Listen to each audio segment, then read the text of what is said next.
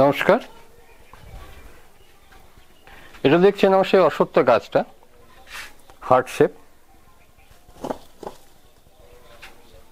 এই গাছটা বহু পুরনো, বহু বলতে 10-12 বছর তো হলোই, বরং বেশি তো কম নেই। এটাও একটা বনসাই।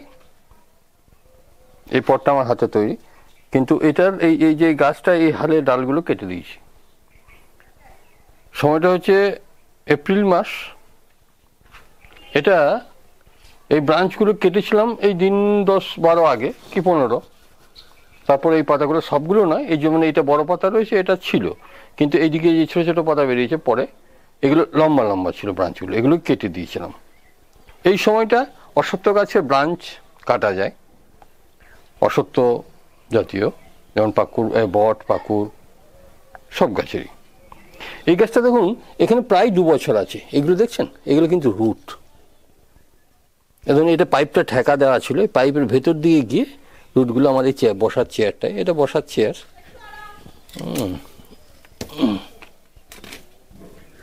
এটা হচ্ছে আমার বসার চেয়ার। দেখছেন রুটগুলো কীভাবে বেড়েছে। এটাও শুকনো, ড্রাই, কিন্তু যখন বৃষ্টি টিষ্টি হয় তখন এখানে জল পড়ে। এই সমস্ত কারণে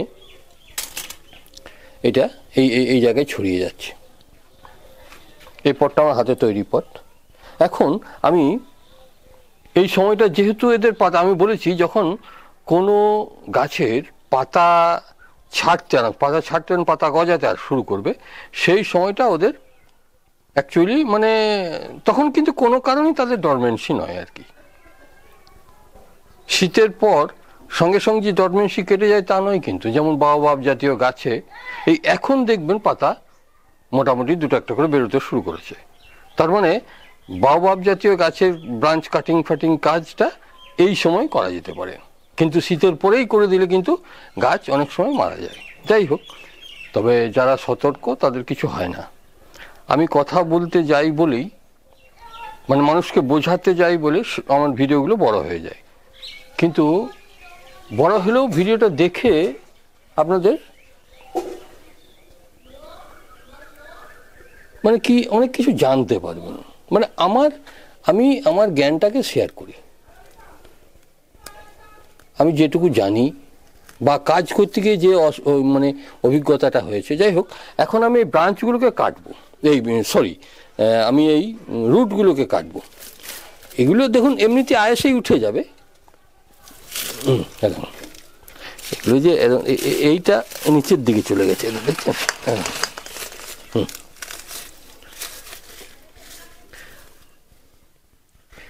এবার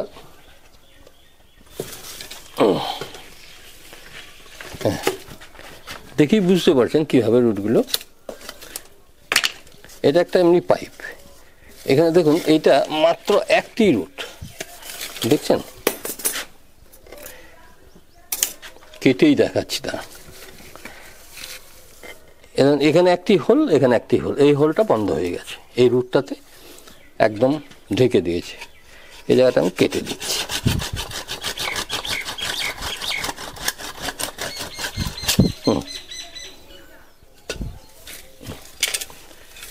একটি রুটেই তারপর থেকে কি অবস্থা হয়েছে।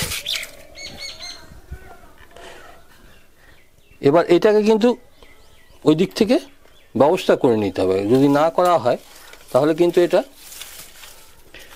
আবার ওইভাবে মুটিয়ে যাবে।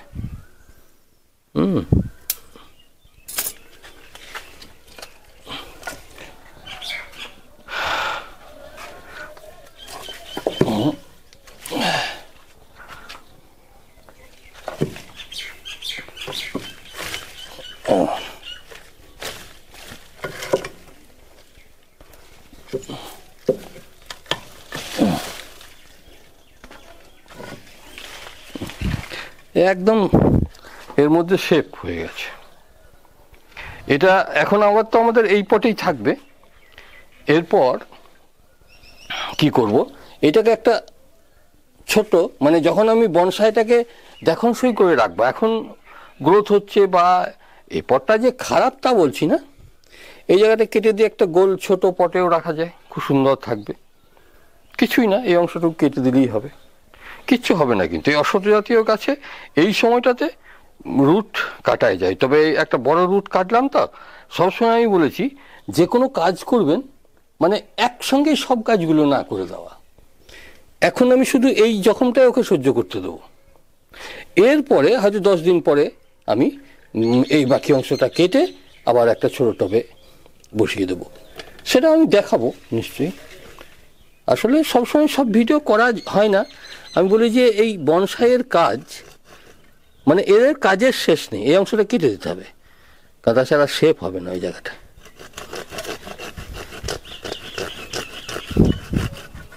কিছু কিছু যন্ত্রপাতি আমার তৈরি করা, এই যে করাতটা দেখছেন এটা আমার হাতে তৈরি করা, এটা কেনা নয় কিন্তু, এখন বাটটা আমার হাতে তৈরি। এটা ওই যে সেই মিলের যে করাতগুলো সেগুলো থেকে কেটে ফেরে করিনি। যারা নিয়মিত ভিডিও দেখেন যে আমার কাছে এগুলো কোনো সমস্যা নয়, দেখেন তারা জানেন আর কি যেগুলো আমার কাছে কোনো সমস্যা নয়। এবার দেখুন আমি কি বললাম যে এখন আর কিছুই করব না, ব্যাস এই থেকে যাবে। এবার এখানেই রাখি বা আরও একটু ছাওয়া যায়, এটা কিন্তু আমার হাফ সেট, মানে ওই মোটামুটি দুপুরের দিকে ছায়া হয়ে যায়, কারণ এইদিকে আমার এই ঘরটা রয়েছে, আড়াল পড়ে যায় সূর্যটা একটু। এবার আমি এখানেই যদি এখানে রেখে দিই এইভাবে, কোনো অসুবিধা নেই, এই এটা মিল করে দিই। এবার দেখুন রুটটা কিভাবে গেছে, দেখছেন? এটাকে সোজা করে দিয়ে এইদিকে পার করে নিন, তাহলে বুঝতে কেটে বসে আছে। মানে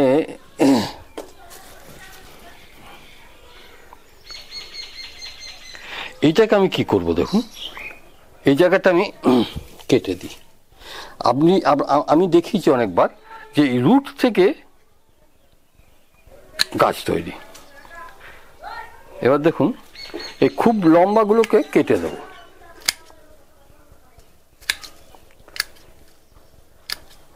এইটাকে আমি একটা স্যাঁতসেঁতে জায়গায় ফেলে রেখে দেবো, এইভাবে একটা স্যাঁতসেঁতে জায়গায় নামিয়ে রেখে দেবো। এখান থেকে একটা যদি ব্রাঞ্চ বেরিয়ে যায়, সেই ব্রাঞ্চটাকে রেখে এই রুটটাকে একটা সুন্দর করে সাজিয়ে রাখার চিন্তাভাবনা করব। ধন্যবাদ। এরপরে একে আপডেট দেবো। এখন এর কোনো কাজ নেই, শুধুমাত্র জল দিয়ে যাওয়া, যেটা আর কি আমরা করে থাকি। তবে এরপরে যখন কাজ করব তখন দেখাবো। দেখুন এইটা কাটা হয়নি, এইগুলোকে কেটে দিয়েছিলাম। এখানটা দেখুন, আমি আরেকবার বলি, এইটা কিন্তু এইভাবে গিয়ে না এই দিক দিয়ে একটা লম্বা ব্রাঞ্চ বেরিয়েছিল, কিন্তু সেই ব্রাঞ্চটা ডাইব্যাক হয়ে যায়। আপনাদেরকে আমি বারবার বলি যে এই অশ্বত্থ জাতীয় গাছে ডাইব্যাকটা খুব বেশি হয়, বট, অশ্বত্থ। একটু ওরা অসুবিধা বুঝলে তখন সেই মানে তাদের সেই ডালটা মারা যায়। এটাও ঠিক তাই হয়েছিল, কিন্তু দেখুন এইটা এর সঙ্গে জয়েন্ট হয়ে গেছে, ভালো করে দেখুন এটা জয়েন্ট হয়ে গেছে, কিন্তু এইখান থেকে আবার একটা ব্রাঞ্চ বেরিয়ে, এটা যদি না বেরোতো তাহলে হয়তো এই জয়েন্টটা যদি ঠিকঠাক কাজ করে তাহলে কোনো অসুবিধা ছিল না, কিন্তু এইটা বেরিয়েছে বলে এই জায়গাটাকে বাঁচিয়ে রেখেছে। এই যে দেখুন এখানেও জয়েন্ট, এগুলো জয়েন্ট হয়ে যায়, দেখছেন তো কীভাবে জয়েন্ট হয়েছে। এটাকে এই জায়গায় চিপে বেঁধে দেবো, এও আস্তে আস্তে এই জায়গাটা জয়েন্ট হয়ে যাবে, কিন্তু এখনই আমি চাইছি না, কারণ যদি এটা জয়েন্টটা খুব ভালো না হয়েছে, এটা দেখুন এই জায়গাটা এখন ড্রাই হয়ে আছে একদম, দেখুন তো এতটা পর্যন্ত। এটা কেটেই দেওয়া যায়, কারণ এটা ফালতু রেখে লাভ না। কত সুন্দর, এটা কিন্তু খুব নরম অবস্থায় করতে হবে আপনাকে ছোটোতে। যখন এটা একটা বড় গাছ ছিল, এই ব্রাঞ্চটাকে দেখে এখানে কেটে দিয়েছিলাম, সেই ব্রাঞ্চটা বেরোনোর সঙ্গে সঙ্গে এখান থেকে একটা ব্রাঞ্চ বেরিয়ে যায়। এবার দুটো একই সমান্তরালে যাওয়ার জন্য এই শেপটা আমি করে নিয়েছিলাম। সেটা হয়তো আজ 7-8 বছর আগেকার কথা বলছি। ধন্যবাদ, পরে আবার আপডেট দেবো।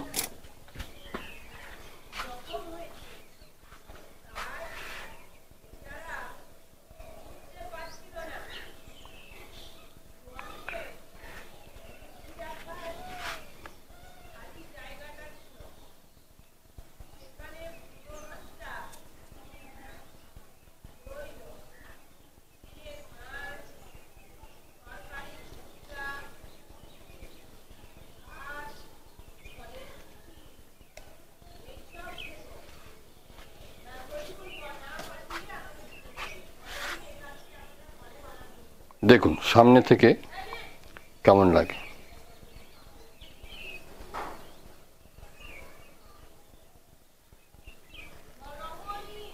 গোড়াটা দেখুন।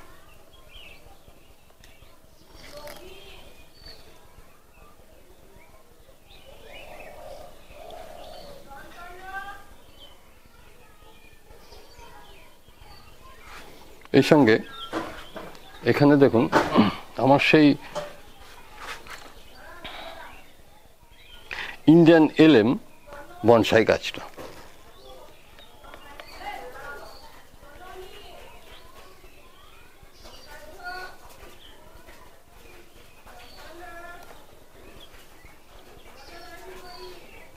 এক ঝলক দেখিয়ে দিচ্ছি, দেখছেন তো এই পাতা বেরোচ্ছে। আমি বললাম এটা এপ্রিল মাস চলছে আর কি, প্রথম দিকে প্রায় ১-১৫ আগের মধ্যেই বটে। এই টবটাও আমি তৈরি করেছিলাম, এরও এই পাতা কত সুন্দর বেরোচ্ছে, ছোটো ছোটো ছোটো ছোটো পাতা, এটা ঢেকে দেবে পুরো। এই ইন্ডিয়ান এলেম খুব ভালো বনসাই হয়। যাই হোক, একে যখন বনসাই করবো তখন এর সম্পর্কে বলবো, মানে এর কাজ যখন করব। ধন্যবাদ।